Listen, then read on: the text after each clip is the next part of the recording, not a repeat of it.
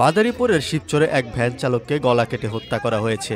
পরে তার ভ্যানটি নিয়ে পালিয়ে যাওয়ার সময় একজনকে আটক করেছে গ্রামবাসী। বুধবার রাত 10টার দিকে শিবচর উপজেলার কাঁঠালবাড়ি ইউনিয়নের তালতলা এলাকায় এ ঘটনা ঘটে। নিহত ওই ভ্যান চালকের নাম সাইদ মোল্লা। তিনি শিবচর উপজেলার চরজানাজাত এলাকার বাসিন্দা। আর আটককৃত ব্যক্তি সৈয়দ ঢালি একই উপজেলার পাঁচচর ইউনিয়নের কেরানীবাট এলাকার আদম আলী ঢালির ছেলে।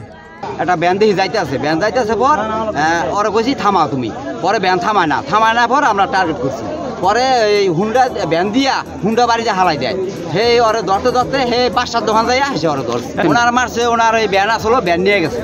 আমরা চাই যৌথ বাহিনী আরো অভিযান চালাক, আরো টোল বাড়াক, কিন্তু আমাদের এক সপ্তাহ পর ভ্যান গাড়ির চালকের লাশ পাওয়া যাচ্ছে। এই পাবলিক আমজনতা সুস্থভাবে চলতে পারেন। আমরা চাই যৌথ বাহিনীর অভিযান চালাক।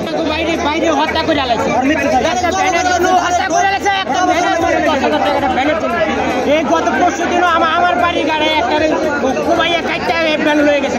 আজকে একটা কুবাইয়া কাটতে সবাই ঘুরে আলাইছে। গত 1 মাস আগে কাদিরপুরে একটা সবাই ঘুরে ধুয়ে গেছে।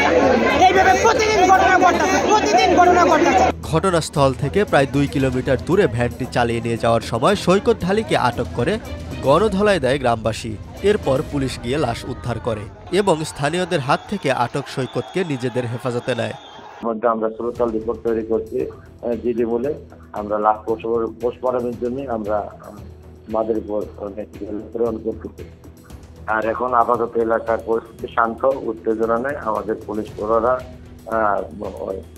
আছে এবং এর পিছনে যদি আরো এই হত্যাকাণ্ডের পিছনে আরো কোনো ক্লু থাকে, আমরা র্যাব সবাই মিলে কাজ করছি। আশা করি একটা ভালো ফল পাবো।